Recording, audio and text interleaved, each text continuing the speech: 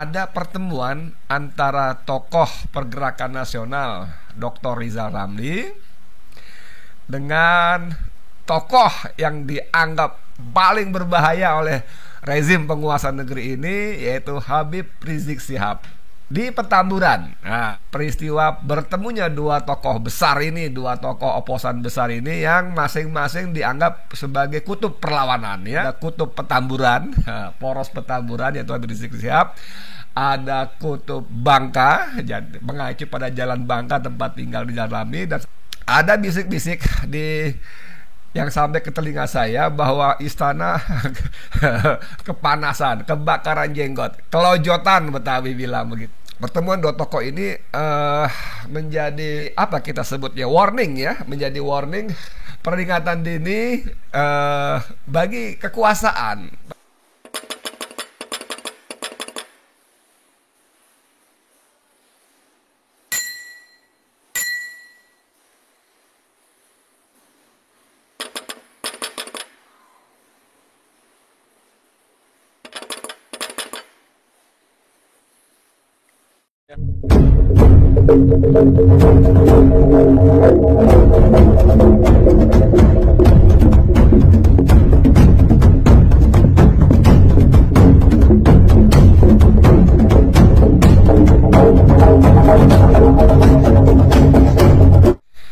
Bismillahirrahmanirrahim. Assalamualaikum warahmatullahi wabarakatuh. Saudara, dengan saya lagi Edi Mulyadi dari Forum News Network FNN. Saudara sekalian, kemarin Rabu tanggal 25 Januari 2023 ada peristiwa yang tidak biasa. Tidak biasa karena nyaris jarang terjadi. Seingat saya malah belum pernah. Mungkin saya keliru. Ya. Apa yang saya maksud adalah bahwa ada pertemuan antara tokoh pergerakan nasional Dr. Rizal Ramli dengan tokoh yang dianggap paling berbahaya oleh rezim penguasa negeri ini, yaitu Habib Rizik Syihab di Petamburan. Nah, Anda bisa bayangkan ketemunya Rizal Ramli dengan Habib Rizik Syihab di Petamburan. Wah, ini saya nggak ngerti gimana ya, apa yang terjadi sesungguhnya di seberang sana, ya, bagaimana respon dari istana terhadap peristiwa bertemunya dua tokoh besar ini, dua tokoh oposan besar ini yang masing-masing dianggap sebagai kutub perlawanan, ya. Dalam bahasa sehari-hari kami para aktivis suka menyebut ada kutub Petamburan, poros Petamburan, yaitu Habib Rizik Syihab. Ada kutub Bangka, mengacu pada jalan Bangka tempat tinggal Rizal Ramli, dan satu lagi kutub Menteng. Menteng ini kutub kantornya kami, Koalisi Aksi Menyelamatkan Indonesia, yaitu yang dikomandani waktu itu berdiri pertama dikomandani dengan 3 anggota presidium, yaitu Din Samsudin, kemudian Profesor Dr. Kiai Haji Rahmat Wahab, dan Jenderal Purnawirawan Gatot Nurmantio, mantan Panglima TNI. Jadi ada 3 kutub perlawanan yang dianggap, ya, dianggap sebagai magnet perlawanan terhadap kekuasaan yang disebutnya salah urus negara, cenderung menyengsarakan rakyat, kebijakannya menguntungkan para oligarki asing dan asing, gitu, ya. Kemudian membuat peraturan perundangan seenak udahnya tanpa melibatkan partisipasi publik dan sebagainya dan seterusnya. Nah, kembali ke soal pertemuan dua tokoh besar ini, ada bisik-bisik yang sampai ke telinga saya bahwa istana kepanasan, kebakaran jenggot, kelojotan Betawi bilang begitu. Kalau kita baca berita, ini saya baca berita antara lain misalnya di Harian Terbit, ya. Ini beritanya Rizal Ramli dan Habib Rizik bertemu, minta elit politik stop mainkan isu agama. Ya, saya bacakan, ada fotonya Habib dan Rizal Ramli sedang duduk secara sangat akrab dan hangat. Nah, saya bacakan, tokoh nasional Dr. Rizal Ramli RR bertemu dengan Habib Rizik Syihab di Jakarta Rabu 25 Januari 2023 siang. Pertemuan dua sahabat lama tersebut berlangsung hangat dan cair. Keduanya saling berbincang terkait dinamika bangsa saat ini. Rizal mengatakan mengenal Habib Rizik Syihab sejak tahun 2000. Ia melihat sosok ulama tersebut konsisten memperjuangkan nilai-nilai Islam dalam konteks negara Pancasila. Kadang-kadang kerasa keras tapi damai, ungkap Rizal Ramli. Rizal sendiri mengenal baik karakter Habib Rizik. Bagaimana sebenarnya Habib ingin menggalang persatuan umat demi keutuhan bangsa negara kesatuan Republik Indonesia. Namun upaya-upaya Habib Rizik mempersatukan umat tersebut mendapat sorotan tajam, sehingga ulama yang bermarkas di Petamburan itu juga sempat masuk Hotel Preudio karena kasus kerumunan massa di Petamburan Jakarta dan Megamendung Bogor, serta dugaan pidana menghalangi informasi suap di Rumah Sakit Umi Bogor.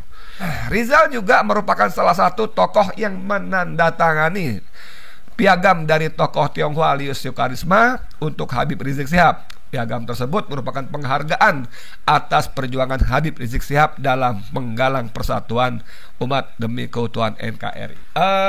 Kembali ke soal gosip istana. Bagaimana istana menyikapi ini? Kita tidak tahu persis karena sampai hari ini kita belum mendengar statement dari istana.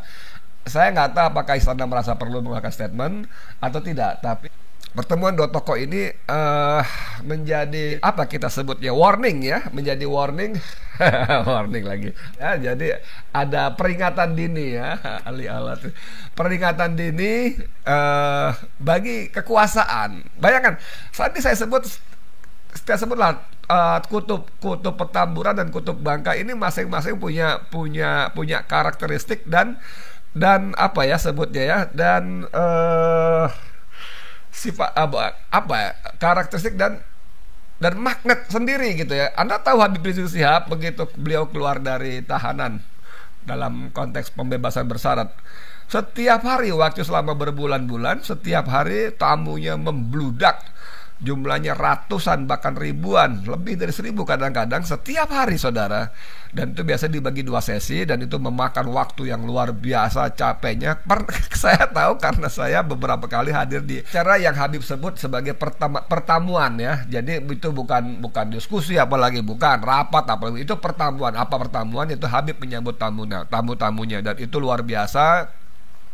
Umat dari banyak daerah, bukan cuma Jakarta dan sekitarnya, tapi dari Jawa Timur, Jawa Tengah, Sumatera, Kalimantan, Sulawesi dan sebagainya datang, dan luar biasa sekali. Dipisah ya, ada hari tertentu untuk kaum bapak, kaum laki-laki, ada hari tertentu untuk kaum ibu. Nah saya sempat juga datang pas waktu itu ternyata kaum ibu. Nah Habib Rizik tokoh seperti itu yang jumlah pengikutnya real ya, jutaan dan real. Anda masih ingat bagaimana Habib dengan pertolongan Allah SWT dan para tokoh yang lainnya berhasil mengumpulkan umat Islam dari seantero Indonesia, bahkan beberapa di luar negeri, untuk berkumpul di tempat yang sama pada waktu yang sama yang disebut dengan aksi-aksi bela Islam ya, ABI, atau aksi reuni 212 atau 411 ya, itu jumlahnya jutaan. Angka terakhir sempat terkumpul, suka tidak suka menembus 13 juta lebih. Itu luar biasa. Tanpa serupiah pun uang panitia yang diserahkan kepada para peserta, misalnya per kepala sekian ribu, uang saku, uang segala macam, nggak ada. Karena saya tahu persis, karena saya menjadi bagian dari acara itu. Saya menjadi panitia di sana dan beberapa ya lumayan lah kita tahu persis bagaimana apa yang terjadi dan bagaimana itu terjadi. Itu luar biasa. Itu sisi Habib Rizik Syihab. Sisi Rizal Ramli ini mantan menteri yang sejak zaman Gus Dur ya pernah menjadi menteri keuangan, pernah menjadi kepala Bulog, pernah menjadi Menko Perekonomian, dan ketika zaman Jokowi pernah menjadi Menko Kemaritiman. Ini di dalam dan di luar kekuasaan, Rizal Ramli tetap menunjukkan kekritisannya, tidak seperti teman karibnya yang di dalam beda, di luar beda. Stapannya yang kemarin memicu kontroversi adalah ketika dia mengatakan kalau saya bukan menteri saya akan kritik Perpu Ciptaker kan, gitu kan. Yang saya maksud tentu Anda paham, yaitu sekarang ini Menko Polhukam Mahfud MD. Nah berbeda dengan Mahfud MD, Rizal Ramli tetap konsisten. Bahkan di dalam pun dia tidak segan-segan apa yang disebut dengan menegur koleganya dengan yang dikenal dengan jurus Raja Wali Kepret ya. Dia menegur ini Sumarno tentang rencana pembelian pesawat berbadan lebar Garuda misalnya, jarak tempuh panjang long distance, yang menurut perhitungannya, kalkulasinya, bahwa itu akan merugikan Garuda karena dipastikan Garuda tidak akan mampu bersaing menempuh rute Jakarta Amerika, Jakarta Eropa yang menempuh panjang dan berbiaya sangat mahal, sementara penumpangnya pasti tidak banyak. Dan itu terjadi ternyata, tetap ngotot, dibeli dan akhirnya membuat Garuda di ujung kebangkrutan waktu itu. Rizal Ramli juga misalnya sempat mengkritisi rencana pemerintah membangun 35.000 megawatt ya pembangkit listrik di zaman Jokowi dan JK waktu itu wapresnya, dan sempat bersilang pendapat dengan sejumlah koleganya para menteri termasuk dengan wapres Yusuf Kala, dan itu sempat memanas ya. Pada puncaknya Rizal Ramli menantang JK untuk debat publik soal listrik 35.000 megawatt. Nah, Rizal Ramli juga dikenal sejak masih muda, sejak mahasiswa memang aktif menyuarakan kebenaran, keadilan. Sejak zaman Soeharto dia pernah ditangkap, dipenjara di Sukamiskin 1 tahun 6 bulan dan seterusnya dan sebagainya. Terus. Nah, dia punya basis massa juga, walaupun orang-orang mengatakan nggak konkret itu begini begitu, monggo silakan, tapi faktanya bahwa para aktivis pro demokrasi atau yang disebut para nasionalis, baik yang sudah senior maupun yang para mahasiswanya masih menjalin komunikasi dengan sangat baik dengan Rizal Ramli. Nah, Anda bisa bayangkan dua kutub ini ya, kalau kita mau bagi secara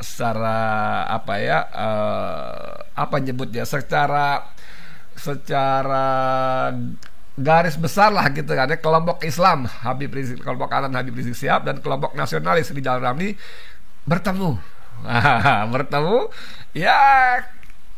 Apa materinya saya tahu karena saya hadir. Yang ditulis media ini kurang lebih sama ya, mereka berdua dan bahkan kami semua juga, saya juga ikut bicara soal tentang kondisi negara ini, bagaimana seharusnya menyelamatkan bangsa dan seterusnya dan sebagainya.